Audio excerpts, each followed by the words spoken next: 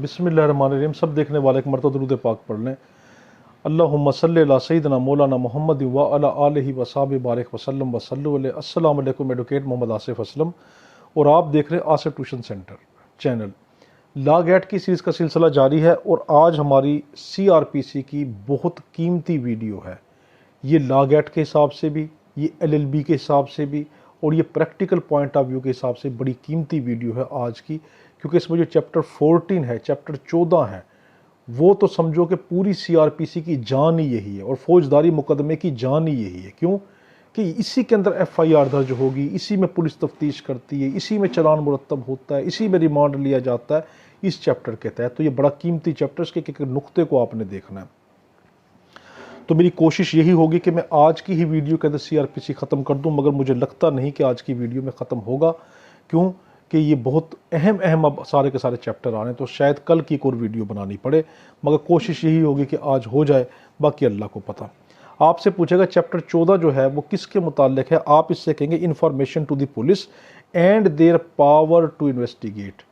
ये पुलिस के पास इंफॉर्मेशन देने की मुताल्लिक है चैप्टर 14, कि किस तरीके से जो जुर्म की इतला पुलिस तक पहुंचती है या पुलिस को दी जाती है या पुलिस को मसूल होती है और किस तरीके से पुलिस इन्वेस्टिगेशन करती है, ये चैप्टर 14 कहता है। अब हम इसकी पहली सेक्शन पढ़ते हैं 154 दफ़ा 154। अब लॉ गेट में दफ़ा 154 से रिलेटेड छोटे छोटे से बड़े कीमती सवाल बनाएगा। पहला सवाल बनाएगा FIR किस सेक्शन के तहत दर्ज होती है। आप कहेंगे FIR हमेशा 154 के तहत दर्ज होती है। अब आपसे लॉ गेट पूछेगा FIR जो है 154 के तहत जो दर्ज होती है, क्या वो नॉन कॉग्निजेबल केस में होती है या कॉग्निजेबल केस में होती है। आप कहेंगे FIR हमेशा कॉग्निजेबल केस के अंदर होती है, नॉन कॉग्निजेबल केस के अंदर नहीं होती। अब है हमारे पास ये, फिर अगला सवाल आपसे लॉ गेट पूछेगा कि क्या FIR सिर्फ एग्रीव्ड पर्सन ही जो है वो लॉज करवा सकता है, वही उसको जो रिकॉर्ड करवा सकता है, या कोई भी शख्स करवा सकता है। क्योंकि FIR कोई भी शख्स रिकॉर्ड करवा सकता है, कोई भी लॉज करवा सकता है, चाहे वो एग्रीव्ड हो या ना हो। अब लॉ गेट में आपसे एक और चीज़ के अंदर ये पूछेगा कि FIR जो है वो जब दर्ज हो जाती है तो क्या जो FIR जो है पुलिस किसी शख्स के कहने के ऊपर तो दर्ज करती है, क्या कोर्ट भी इसको दर्ज करवा सकता है। आप कहेंगे हाँ, अगर पुलिस जो है उस शख्स की बात नहीं मान रही है एग्रीव्ड पर्सन की, तो वो क्या कर सकता है, वो कोर्ट पे जाएगा, जस्टिस ऑफ पीस के पास जाएगा, कोर्ट से जो ऑर्डर लेकर वो पुलिस को डायरेक्ट कर सकते हैं कि आप इसकी FIR को दर्ज करो, मगर ये हमेशा कॉग्निजेबल केस के अंदर होती है। अब आपसे लॉ गेट में एक और चीज़ पूछेगा कि FIR जैसे ही शख्स पुलिस के पास जाता है, जाते ही पुलिस उसकी FIR दर्ज कर लेती है। नहीं, वो शख्स जाएगा, पुलिस को अपना बयान देगा, पुलिस उसके बयान को रिकॉर्ड करेगी, उसके बयान पे साइन उसके लेगी, ये तमाम चीज़ें करेगी। लॉ गेट में तमाम चीज़ें पूछ सकता है कि क्या अगर FIR रिटर्न उसने नहीं लिखी, वो ज़बानी जाके दे रहा, तो पुलिस क्या उसकी ज़बानी को सुन लेगी। आप कहेंगे नहीं, ज़बानी को सुनकर उसको रिड्यूस इनटू राइटिंग करेगी, उसको लिखाई में लिखेगी, उस बंदे के साइन लेगी, और जो बंदा लिख रहा है वो भी अपने साइन करेगा। ठीक है, अब जो उसने बयान दिया, अब पुलिस मौके पे पहुंचेगी और देखेगी कि वाकई वाकया हुआ है या नहीं हुआ। अगर वो वाकया हुआ है तो पुलिस क्या नाम है FIR दर्ज करती है, अगर वाकया नहीं हुआ तब FIR दर्ज नहीं करती। ये नहीं कि बंदा भी गया थाने में, जाते उसके मुंह से कोई लफ्ज़ निकले और FIR दर्ज होना शुरू हो गई, ऐसा नहीं होता, बल्कि पहले उसकी देखा जाता है कि वाकया हुआ या नहीं हुआ। अब यहाँ से एक बड़ा बारीक सा नुक्ता है, वो ये कि आपसे पूछ सकता है कि FIR से पहले पुलिस इन्वेस्टिगेशन कर सकती है या नहीं, एविडेंस कलेक्ट कर सकती है नहीं। आप कहेंगे नहीं, पुलिस जो है FIR दर्ज होने के बाद इन्वेस्टिगेशन शुरू करती है, कलेक्शन ऑफ एविडेंस बाद में होते हैं। वो शुरू में सिर्फ जो करती है ना, वो सिर्फ हल्की सी सिर्फ ये देखती है, एक मुआयना करती है, एक एग्जामिनेशन कर रही होती है कि वाकई वाकया हुआ है या नहीं। तो पुलिस बगैर FIR के इन्वेस्टिगेशन नहीं कर सकती। अब अगली है 155। लॉ गेट में आपसे पूछेगा 155 के अंदर क्या होता है। आप कहेंगे जो नॉन कॉग्निजेबल केसेस है उनकी जो कंप्लेंट हम दर्ज करते हैं वो 155 के तहत करते हैं, नॉन कॉग्निजेबल केसेस की। आपसे लॉ गेट में वो उलझा कर पूछेगा, उल्ट बयान दे के पूछेगा कि 155 के तहत कॉग्निजेबल केसेस की भी कंप्लेंट लिखी जा सकती है। आप कहेंगे बिल्कुल भी नहीं, कॉग्निजेबल की हमेशा 154 में और नॉन कॉग्निजेबल की हमेशा 155 में होती है। अब 156 आपसे ये है पुलिस की पावर टू इन्वेस्टिगेट। अब इसमें छोटे छोटे से नुक्ते लॉ गेट में बनाएगा, छोटे छोटे सवाल बनाएगा। आपसे पूछेगा जब FIR दर्ज हो जाती है 154 के तहत, अब पुलिस जो है अपनी इन्वेस्टिगेशन किस सेक्शन के तहत शुरू करती है। आप कहेंगे 156 के तहत पुलिस अब इन्वेस्टिगेशन शुरू कर देगी। फिर आपसे लॉ गेट के अंदर पूछेगा जो पुलिस इन्वेस्टिगेशन शुरू करती है क्या वो मजिस्ट्रेट से इजाज़त लेकर शुरू करती है। आप कहेंगे नहीं, कॉग्निजेबल केसेस के अंदर FIR दर्ज होने के बाद पुलिस को पावर हो जाती है कि वो मजिस्ट्रेट से कोई इजाज़त नहीं लेती, बगैर इजाज़त के जो है वो इन्वेस्टिगेशन शुरू कर देती है। अब आपसे लॉ गेट में एक और सवाल पूछेगा कि जो 295C का केस होता है, जो हसास नौयत का केस यानी कि मजहब तौहीन रिसालत का, मज़हब की तौहीन वगैरह का जो केसेस होता है, उसके अंदर और जिना के केस के अंदर जो इन्वेस्टिगेशन पुलिस वाला करता है वो कम अज़ कम कितने ओहदे का होना ज़रूरी है। आप कहेंगे वो कम अज़ कम SP सुपरिटेंडेंट ऑफ पुलिस होना ज़रूरी है। SP सुपरिटेंडेंट ऑफ पुलिस होना ज़रूरी है। उससे नीचे के रैंक का बंदा 295C की और जिना की इन्वेस्टिगेशन नहीं कर सकता।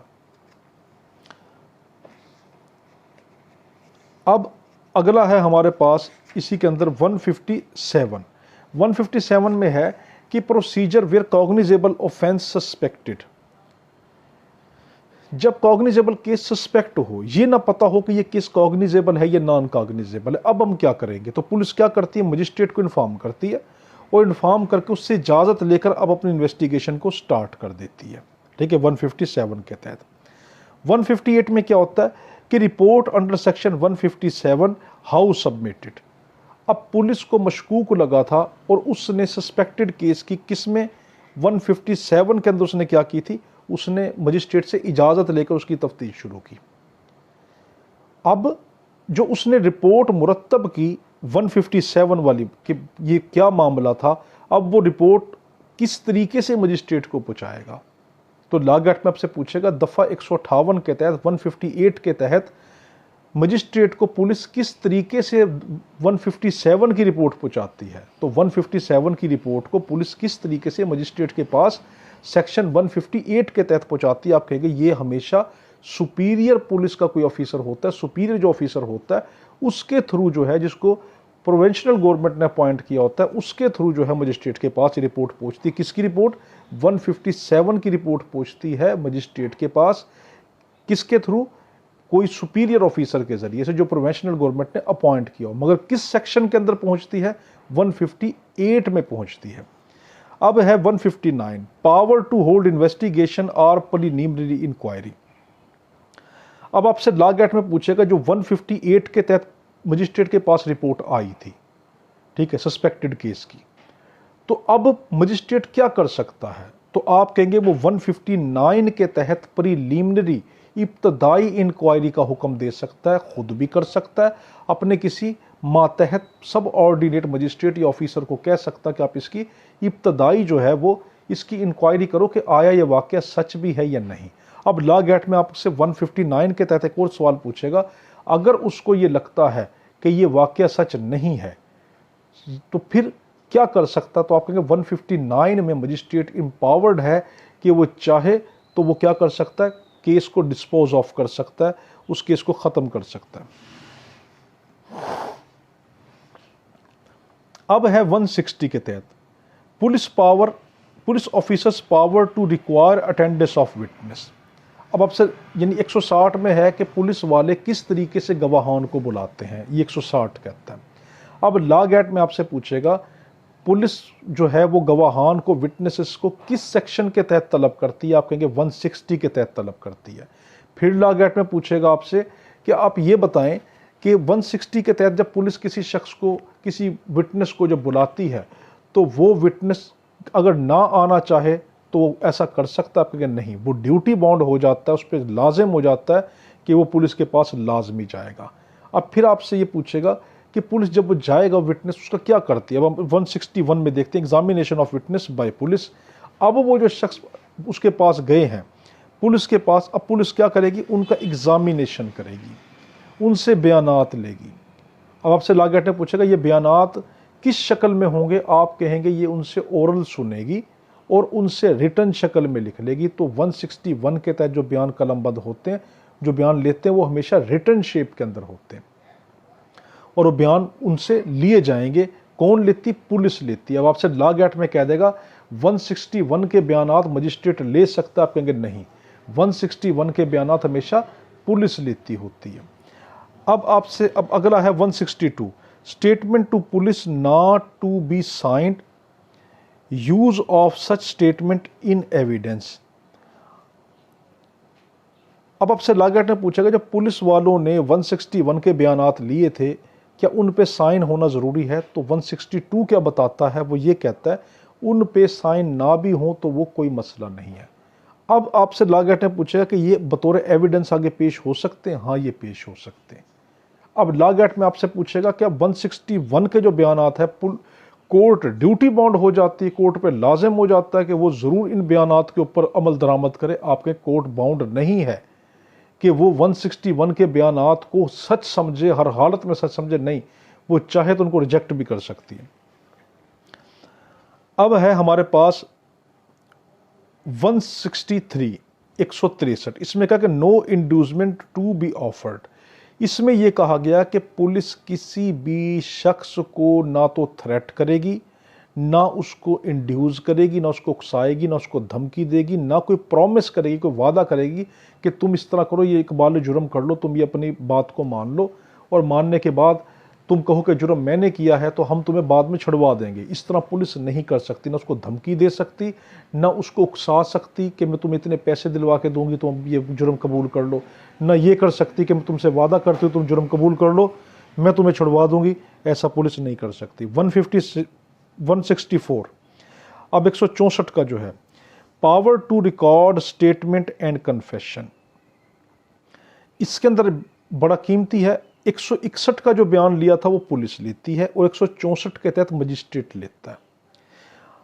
आपसे लॉ गेट ने पूछेगा जो मजिस्ट्रेट है वो बयान किसके जरिए ले रहा होता, तो आप कहेंगे 164 के तहत, 164 के तहत जो है मजिस्ट्रेट बयान लेता है। अब आपसे लॉ गेट के अंदर पूछेगा जो कन्फेशन, कोई शख्स अपने जुर्म का इकबाल करना चाहे, जुर्म को तस्लीम करना चाहे, उसका बयान भी कौन लेता है और किस सेक्शन के तहत लेता है? आप कहेगा उसका बयान भी मजिस्ट्रेट ही लेता है और वो 164 के तहत ही, दफ़ा 164 के तहत ही लेता है। अब आपसे लॉ गेट ने पूछेगा जो दफ़ा 164 का बयान होता है वो किस मैनर में लिया जाता है, किस अंदाज में, किस असूलों के तहत लिया जाता है?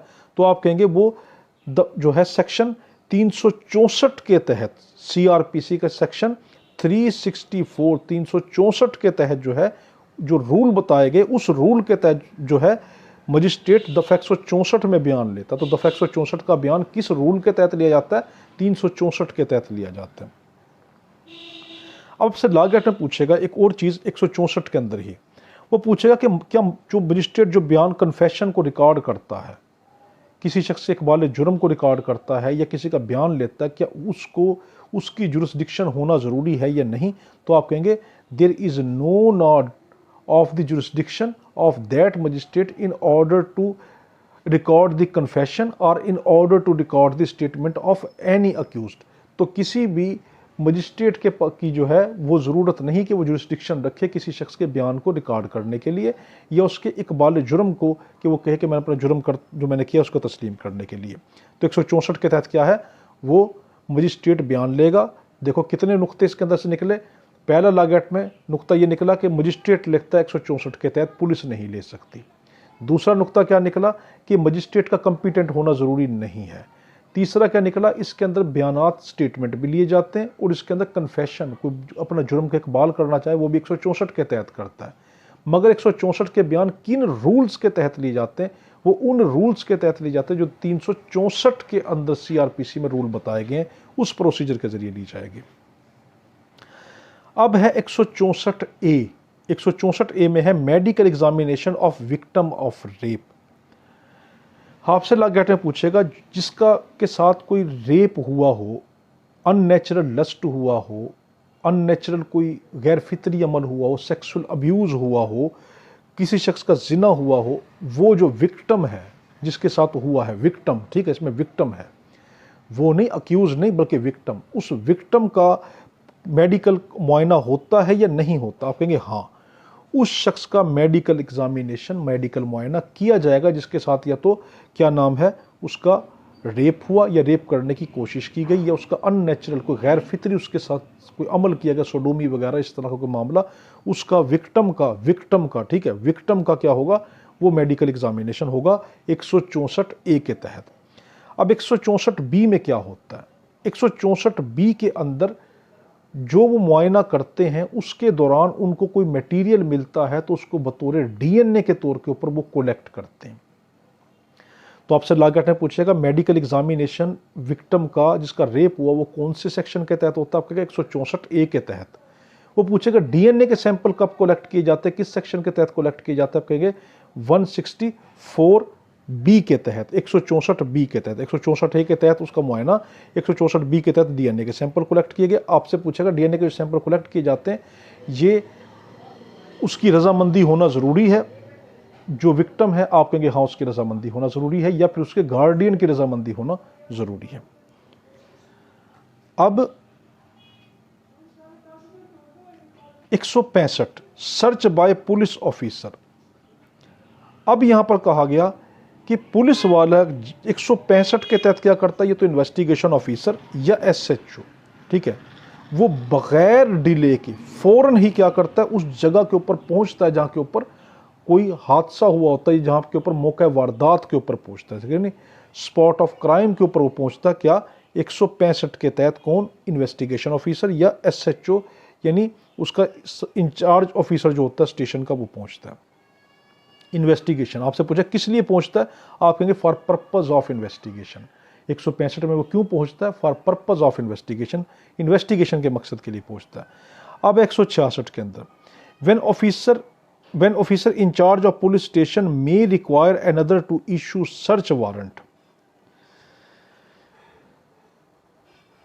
वो आपसे इसमें पूछेगा 166 में ये कहता है कि एक थाने का इंचार्ज या एक थाने का इन्वेस्टिगेशन ऑफिसर, एक पुलिस स्टेशन का इन्वेस्टिगेशन या एक पुलिस स्टेशन का इंचार्ज जो है क्या दूसरे वाले से कह सकता है कि तुम जो है इस जगह की सर्च वगैरह करो? तो हाँ, वो कर सकता है। आपसे लॉ गेट में क्या पूछेगा? एक पुलिस स्टेशन का इंचार्ज या एक पुलिस स्टेशन का जो है इन्वेस्टिगेशन ऑफिसर दूसरे पुलिस स्टेशन के इन्वेस्टिगेशन ऑफिसर से कह सकता है कि आप जो है वो 165 के तहत जाकर जगह की सर्च करो, 165 के तहत जगह की जाकर सर्च करो, तलाशी जगह की लो, मौका वारदात पे पहुंचो, वो ऐसा कर सकता है।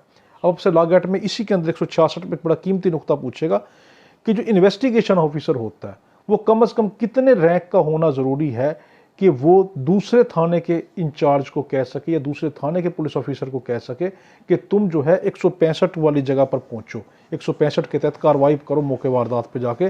तो जो इन्वेस्टिगेशन ऑफिसर है वो कम से कम सब इंस्पेक्टर होना ज़रूरी है, जो ये कहेगा। अब है 167 procedure when investigation can not be completed in 24 hour. 167 है, 167 के तहत पुलिस रिमांड लेती है। देखो जी, रिमांड कब लेगी? 167 के तहत। अब ये किस तरह लिया जाएगा? अब इसमें बड़े छोटे छोटे से काफ़ी सारे नुक्ते निकलेंगे, मैं जल्दी जल्दी बता रहा हूँ, सबको जहन में रख लेना। पहली चीज़ ये कि रिमांड कब लिया जाता है? जब 24 घंटे के अंदर अंदर पुलिस से इन्वेस्टिगेशन के दौरान कुछ चीज़ बरामद, कोई चीज़ साबित नहीं होती, ठीक है। तो रिमांड कब लिया जाता है? कि जब 24 घंटे के अंदर अंदर पुलिस जो है वो किसी भी शख्स से कोई चीज़ उगलवा नहीं सकती, कोई तफ्तीश नहीं कर पाती, तब वो 167 के तहत रिमांड तलब करती है। अब अगला सवाल 167 में ही, ये सारे सवाल 167 के मैं बता रहा हूँ अभी। आपसे पूछेगा जिस टाइम पुलिस रिमांड लेने के लिए जाती है तो क्या मुलजिम को साथ लेके जाती है? आप कहेंगे हर हालत में साथ लेके जाएगी, उसकी फिजिकल अटेंडेंस होना मजिस्ट्रेट के सामने ज़रूरी है, वो फिजिकली मजिस्ट्रेट के सामने हाजिर हो।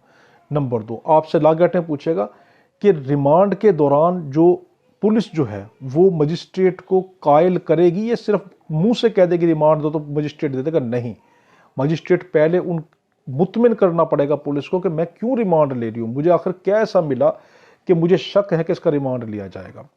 फिर आपसे लॉ गार्ड के अंदर पूछेगा जो उन्होंने उस दौरान रिमांड के दौरान कोई ना कोई चीज़ इस तरह की कोई देखी होगी, तो कोई चीज़ मुरतब की होगी, कोई रिपोर्ट लिखी होगी, एनीवन कोई चार्जशीट बनाई होगी, तो क्या मजिस्ट्रेट उसको चेक कर सकता है रिमांड के दौरान? आप कहेंगे हाँ कर सकता है। अब आपसे लॉ गार्ड के अंदर पूछेगा कि अगर पुलिस मुलजिम को नहीं लेके जाती मजिस्ट्रेट के सामने, तो क्या मजिस्ट्रेट बगैर मुलजिम के रिमांड दे सकता है? आप कहेंगे नहीं दे सकता। फिर आपसे लॉ गार्ड ने पूछेगा क्या मजिस्ट्रेट अपने घर के अंदर रिमांड दे सकता है? आप कहेंगे उसको देना नहीं चाहिए, वो उसको ओपन कोर्ट में रिमांड देना चाहिए, तो ओपन कोर्ट में रिमांड होता है। फिर आपसे लॉ गार्ड ने पूछेगा कि रिमांड के कितने दिनों का ज़्यादा से ज़्यादा रिमांड दे सकता है? आपके ज़्यादा से ज़्यादा 15 दिन का रिमांड होता है। आपसे लॉ गार्ड ने पूछेगा जो 167 के तहत जो रिमांड देता है ज़्यादा से ज़्यादा 15 दिन का, इस रिमांड को क्या कहते हैं? ये फिजिकल रिमांड होता है, ये जुडिशियल रिमांड नहीं होता, ठीक है? तो ये फिजिकल रिमांड होता है। अब आपसे लॉ गार्ड में एक और चीज़ पूछेगा, क्या औरत का फिजिकल रिमांड होता है? आप कहेंगे आम केसेस में, नॉर्मल केसेस में औरत का फिजिकल रिमांड नहीं होता। अब लॉ गार्ड में पूछेगा 167 के तहत औरत का रिमांड किन केसेस के अंदर होता है? आप कहेंगे इसका रिमांड उन केसेस के अंदर होता है कि जो बहुत संगीन नोयत के होते हैं। फिर लॉ गार्ड में आपसे पूछेगा 167 के अंदर ही कि आप ये बताएं कि जो औरत का जो रिमांड होता है वो किस जगह पे लिया जाता है? आप कहेंगे वो जेल के अंदर ही रिमांड होता है। आपसे लॉ गार्ड में पूछेगा क्या ऐसा हो सकता है कि जेल से बाहर औरत का रिमांड लिया जाए? आप कहेंगे हाँ हो सकता है, मगर कब? कि जब पुलिस बहुत माकूल वजह मजिस्ट्रेट को बताएगी तब वो उसको तब वो उसकी इजाज़त देगा रिमांड की, वरना नहीं। और जब वो इजाज़त देगा तो एक लेडी ऑफिसर को अपॉइंट करेगा कि तुमने इस रिमांड के दौरान इस औरत के साथ साथ रहना है, इसको एक मिनट के लिए अकेला नहीं छोड़ना, इस औरत के तुमने साथ साथ रहना है, और ताकि क्या नाम है तुम इसका रिमांड वगैरह अगर जेल से बाहर लिया जा रहा है तो तुमने इसके साथ रहना है। फिर आपसे लॉ गार्ड ने पूछेगा अगर रिमांड औरत का जेल के अंदर लिया जाता है तो फिर उस रिमांड के दौरान कौन बैठेगा? आप कहेंगे जो इन्वेस्टिगेशन ऑफिसर होगा उसके साथ जेल का इंचार्ज लाजमी साथ बैठेगा, जेल का कोई ऑफिसर होना ज़रूरी है, और एक लेडी कांस्टेबल होना भी ज़रूरी है, एक लेडी ऑफिसर होना भी ज़रूरी है। तो देखो औरत के मामले में क्या, औरत का रिमांड दिन के टाइम लिया जाएगा। पहली बात ये, औरत का रिमांड रात को नहीं हो सकता। नंबर 2, औरत का रिमांड आम केसेस में नहीं हो सकता। फिर औरत का रिमांड जो है वो जेल में ही होता है, बड़े बड़े केसेस में होता है रिमांड, वो भी क्या कत्ल है, डकैती है, ऐसे केसेस में, नॉर्मल केस में नहीं होगा। फिर औरत का रिमांड जब जेल में लिया जाता है तो उसके साथ इन्वेस्टिगेशन ऑफिसर भी, और उसके साथ कौन साथ बैठता है? वो भी बैठेगा जो जेल का इंचार्ज है, जेल का कोई ऑफिसर साथ बैठेगा, और लेडी कांस्टेबल भी है, लेडी ऑफिसर भी साथ बैठेगी। और औरत का रिमांड अगर जेल से बाहर लिया जाएगा तो पुलिस को मुतमिन करना पड़ेगा मजिस्ट्रेट को। फिर ये कि औरत का जो रिमांड जेल से बाहर लिया जाएगा तो वो हमेशा क्या लिया जाएगा? सनसेट, यानी सिंपल वर्डिंग में दिन का टाइम लिया जाएगा, सूरज गुरूब होने के बाद या सूरज गुरूब तुलू होने से पहले नहीं लिया जाएगा। अब लॉ गार्ड में 167 के अंदर एक और आखिरी नुक्ता आपको बता दूं कि वो पूछेगा क्या मजिस्ट्रेट के अलावा कोई और भी जो है वो रिमांड दे सकता है? आप कहेंगे मजिस्ट्रेट के अलावा कोई और रिमांड नहीं, ये पावर मजिस्ट्रेट की है जो रिमांड देता है। अब है हमारे पास 168, रिपोर्ट ऑफ इन्वेस्टिगेशन बाय सब ऑर्डिनेट पुलिस ऑफिसर। इसमें ये कहा गया, 168 में कहा गया कि जो सब ऑर्डिनेट पुलिस ऑफिसर जो भी कोई रिपोर्ट मुरतब करता है, वो इन्वेस्टिगेशन के दौरान जो भी रिपोर्ट वो बनाएगा वो उसको लाजमन अपने सुपीरियर ऑफिसर को, इंचार्ज जो है पुलिस स्टेशन को, उसको जमा करानी पड़ती, उसको लाजमी देगा। 169 में release of accused when evidence deficiency, बड़ा कीमती है 169।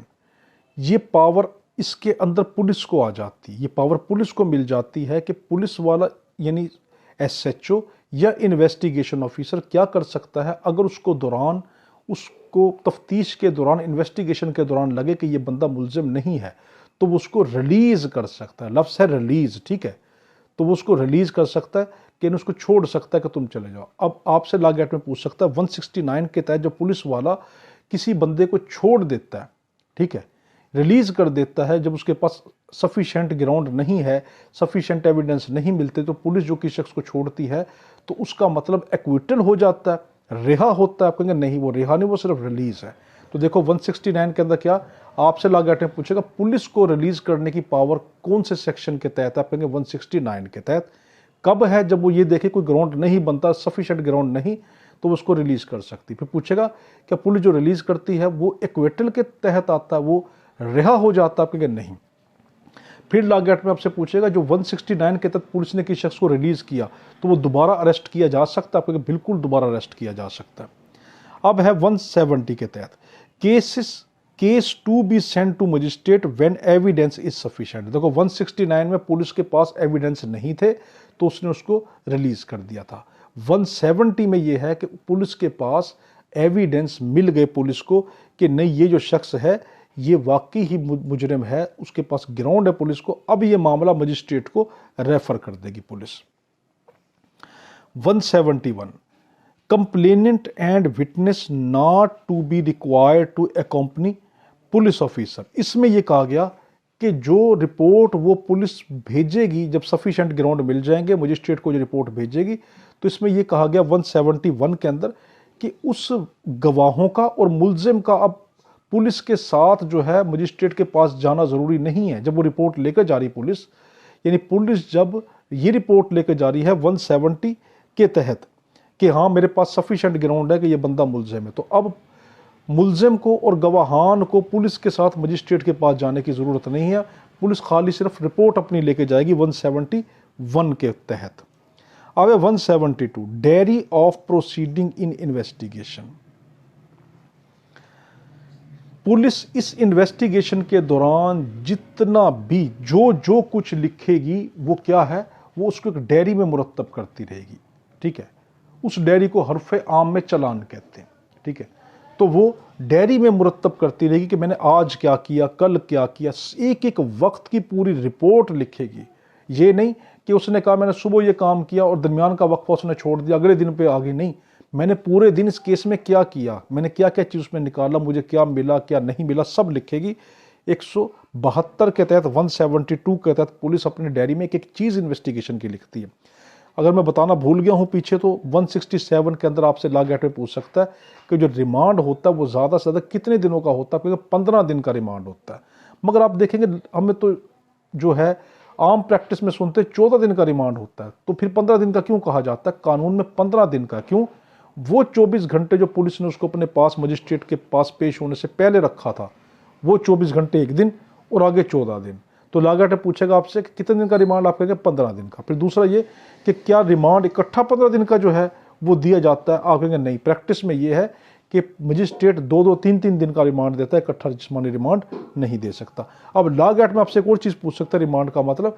रिमांड का मतलब ये है कि पुलिस उसको जिस्मानी तौर पर मारेगी, पीटेगी? आप कहेंगे बिल्कुल भी नहीं, पुलिस उसको रिमांड में मार नहीं सकती। ठीक है, ये आप उसका मेरा रिमांड वाला जो है ना वो लेक्चर लाजमी देख लेना कि रिमांड बाय पुलिस, अगर आपके पास वक्त हो, उसमें सारे बारीक बारीक नुक्ते रिमांड से रिलेटेड बताए हुए हैं LLB के।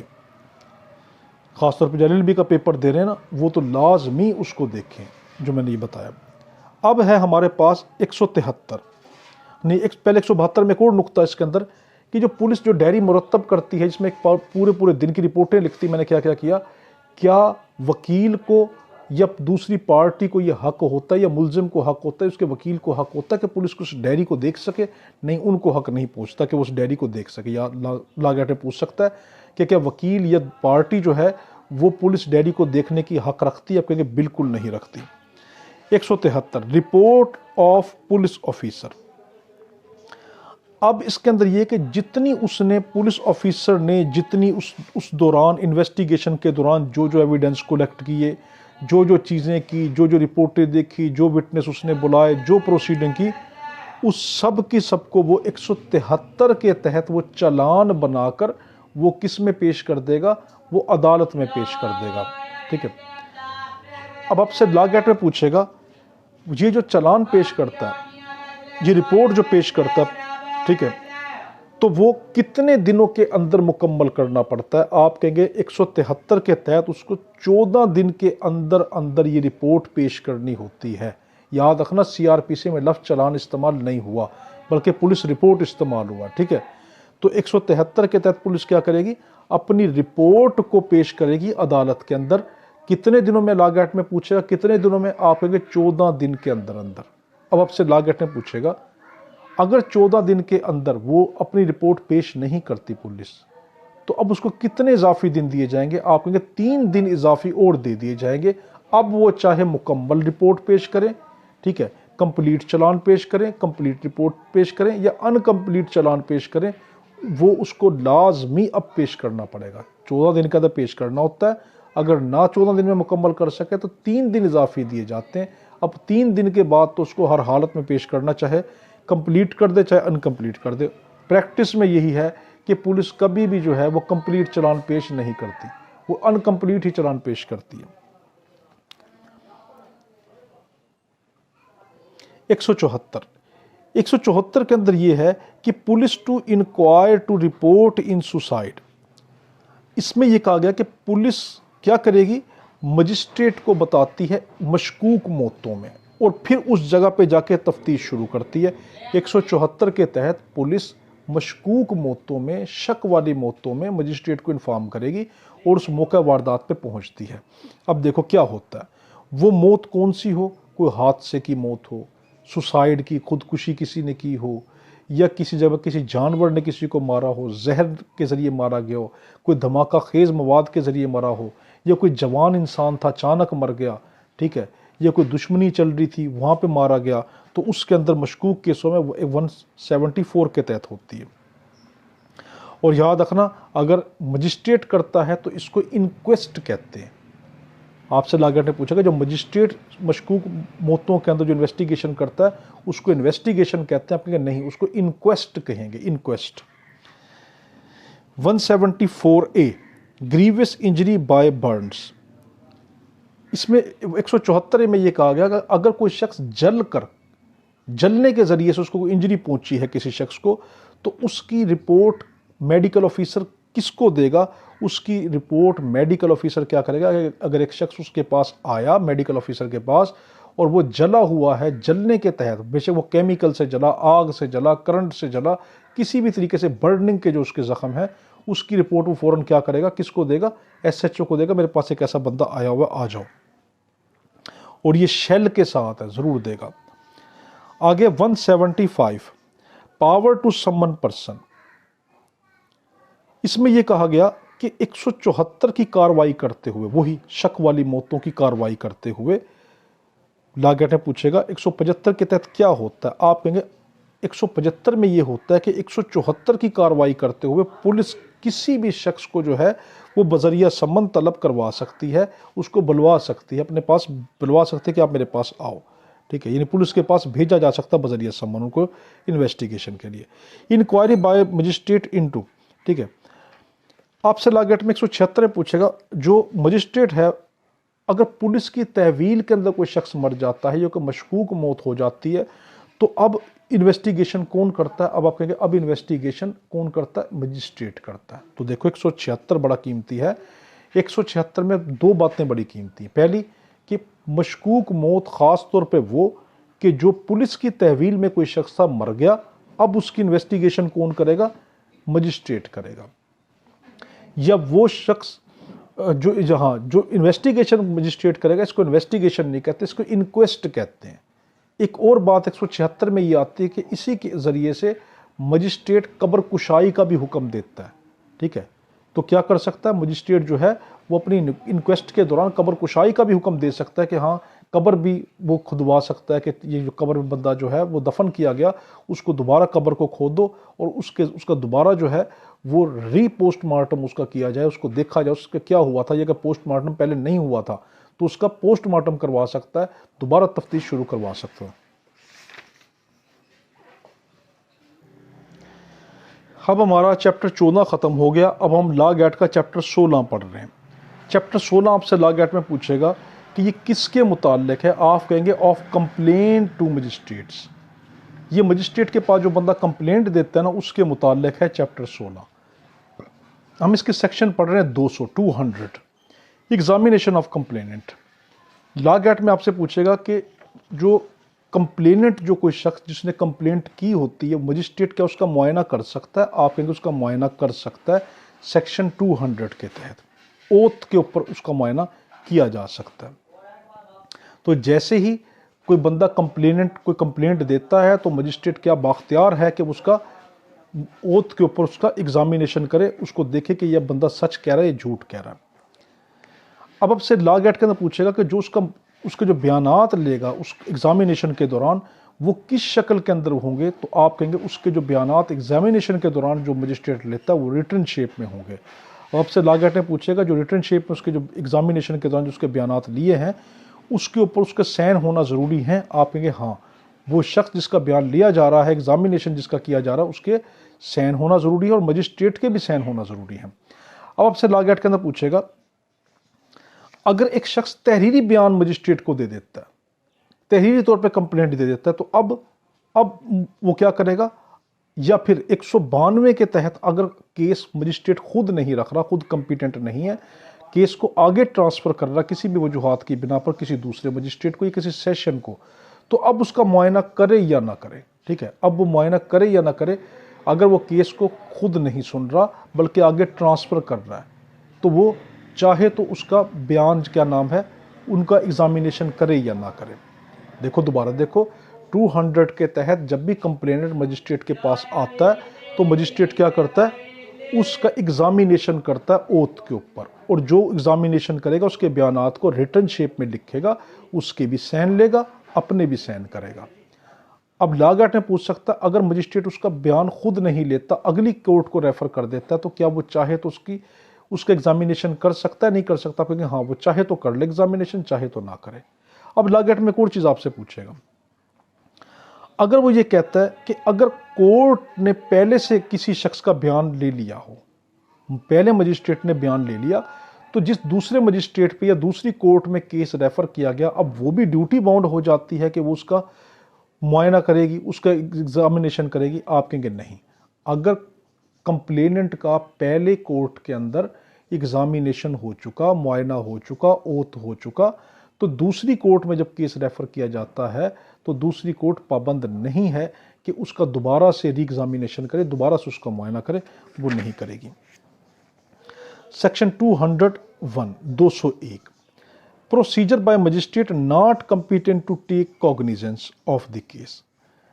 इसमें यह लिखा कि अगर कोर्ट जो है, कोर्ट के पास मजिस्ट्रेट के पास एक कंप्लेंट आती है और मजिस्ट्रेट उसका एम्पावर नहीं है, कंपिटेंट नहीं है कि उस केस को सुन सके, वो क्या करेगा? 201 के तहत वो क्या करेगा, वो केस को आगे क्या करेगा, वो केस को रेफर कर देगा दूसरी अदालत में जो कंपिटेंट होगी। आपसे लॉ गेट ने पूछेगा अगर एक शख्स मजिस्ट्रेट के पास आता है, वो रिटन कंप्लेंट लेकर नहीं आता बल्कि वो ज़बानी अपना बयान दे रहा है कि ये वाला बात है, और मजिस्ट्रेट ये समझता है मैं तो उसका कंपिटेंट हूँ ही नहीं, अब मजिस्ट्रेट क्या करेगा, अब वो ज़बानी अगर बयान लेकर आया है, पहले वो तहरीरी लेकर आया था, तो मजिस्ट्रेट ने क्या कहता, दूसरी कोर्ट को रेफर कर दिया। अब यहाँ पे तहरीरी बयान नहीं लेकर आया बल्कि ज़ुबानी ओरल जो है वो अपना कोई स्टेटमेंट दे रहा है, तो मजिस्ट्रेट क्या कहेगा, तुमने मुझे स्टेटमेंट दे दिया, तुम क्या करो, इसको दूसरे कंपिटेंट कोर्ट में चले जाओ, मुतलका कोर्ट में चले जाओ, मैं इसका कंपिटेंट नहीं हूँ। तो रिटन हो या ओरल हो, दोनों सूरतों के अंदर मजिस्ट्रेट जो है उसको कंपिटेंट कोर्ट की तरफ भेज सकता है, मगर वो रिकॉर्ड करेगा, इंडोर्स करेगा, रीज़न लिखेगा, मैं ऐसा क्यों कर रहा हूँ, मैं खुद क्यों नहीं सुन रहा, मैं कंपिटेंट क्यों नहीं हूँ। अब 202 के तहत अब है section 202 postponement of issue of process. ये बड़ा कीमती है, जब कंप्लेंट मजिस्ट्रेट के पास आती तो इशू ऑफ प्रोसेस करता है। लॉ गेट में पूछेगा इशू ऑफ प्रोसेस क्या है, आप कहेंगे इशू ऑफ प्रोसेस का मतलब है जिसके ज़रिए से अक्यूज्ड को या विटनेसेस को जो बुलाया जाता है, उनको जो सम्मन वगैरह जारी किए जाते हैं, नोटिस वगैरह जारी किए जाते हैं, उसको इशू ऑफ प्रोसेस कहते हैं। अब इस 202 में ये कहा गया कि अगर क्या ऐसा हो सकता है कि अभी इंक्वायरी के दौरान जो है इशू ऑफ प्रोसेस को रोक दिया जाए, सम्मन ना भेजा जाए, अदालत सम्मन भेजने से पहले इंक्वायरी करके देख ले कि यह वाकया सच्चा है या नहीं। हाँ, ऐसा कर सकती है। तो अदालत क्या कर सकती है कि सम्मन के दौरान, क्या नाम है, सम्मन से पहले कंप्लेंट आई, सम्मन से पहले आप लॉ गेट में क्या कहेंगे, ऐसा हो सकता है कि सम्मन अभी नहीं भेजा मगर सम्मन से पहले कोर्ट पहले इंक्वायरी कर लेती है कि वाकया सच भी है या नहीं, तो इशू ऑफ प्रोसेस को तब तक के लिए रोक सकती है। और ये देखेगी कि हाँ उनके जो कंप्लेनेंट है उनका जायज़ा लेगी, उनके बयानात लेगी, कंप्लेनेंट को हल्फ लेगी, तमाम ये चीज़ देखेगी वाकई केस बनता भी है नहीं बनता। अगर केस बनता है तो इश्यू ऑफ प्रोसेस कर देगी, अगर केस नहीं बनता तो इश्यू ऑफ प्रोसेस नहीं करेगी, केस को खारिज कर सकती है। अब यहां पे आपसे लागत में पूछ सकता है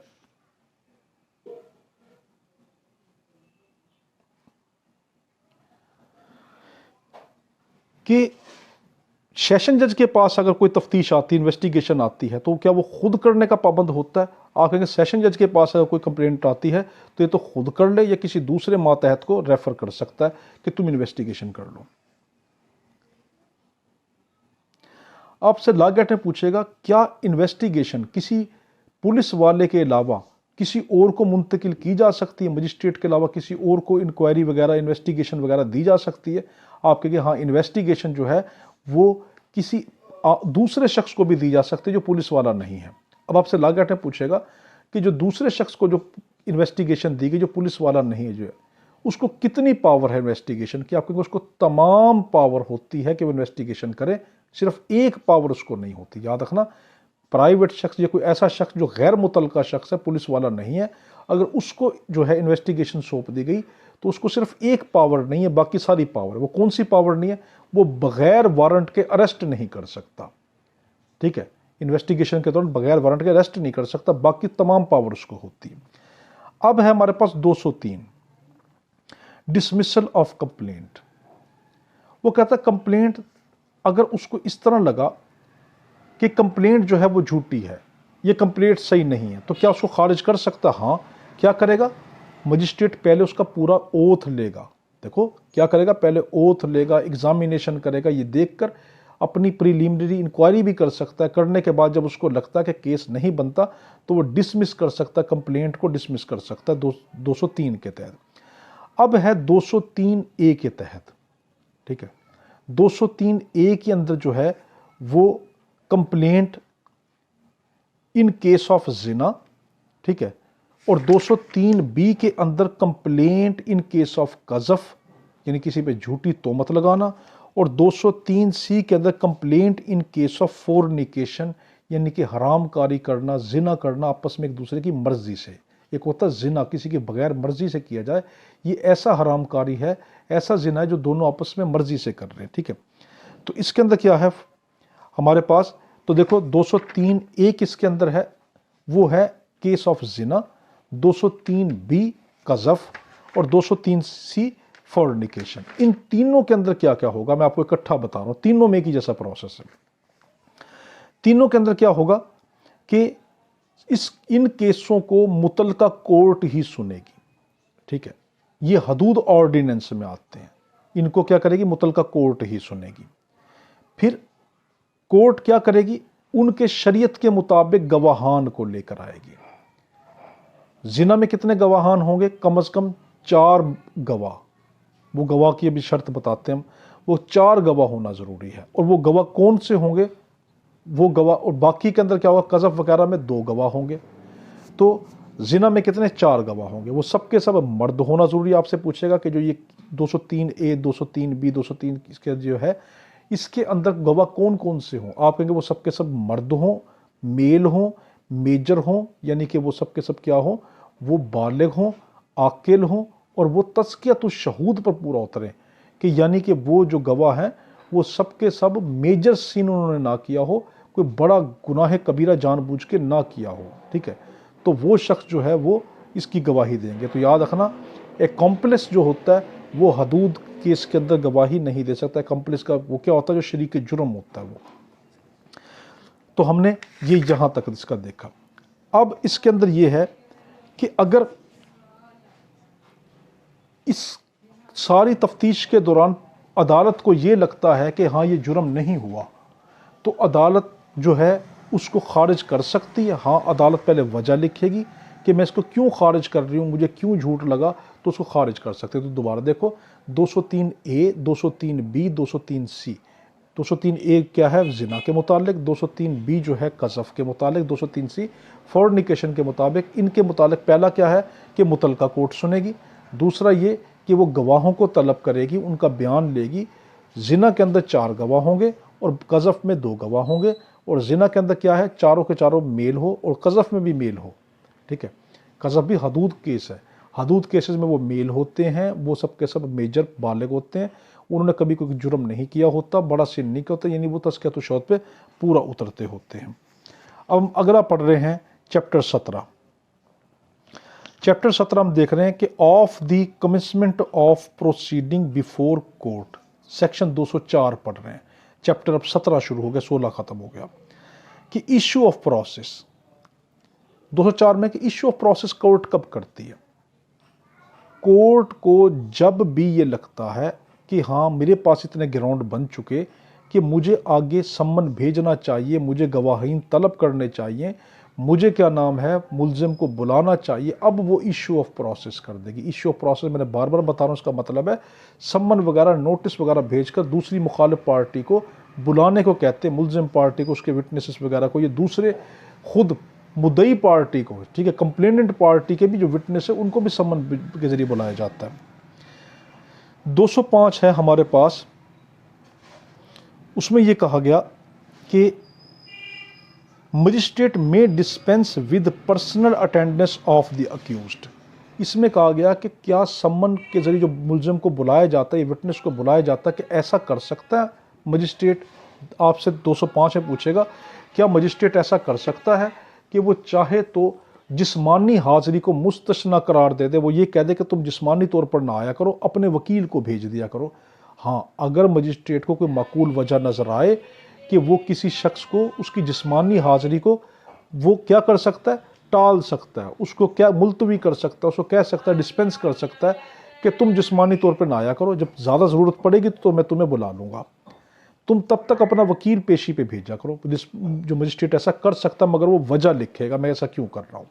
नंबर 2, लॉ गार्ड पूछ सकता है कि एक मजिस्ट्रेट ने एक शख्स की जो हाजिरी थी, पर्सनल अटेंडेंस थी, उसको डिस्पेंस कर दिया, क्या वो किसी भी मौके पे चाहे तो उसको दोबारा अपने जो ऑर्डर को मनसूख कर सकता है, उसको जिस्मानी तौर पे दोबारा बुला सकता है, दोबारा बुला सकता है। हमने जहाँ तक देखा, अब अगली एक और वीडियो आएगी, ये आखिरी वीडियो इंशाल्लाह होगी CRPC का। अल्लाहुम्मा सल्ली अला सय्यिदिना मौलाना मुहम्मद व अला आलिहि व सल्लम। अल्लाह हाफिज़।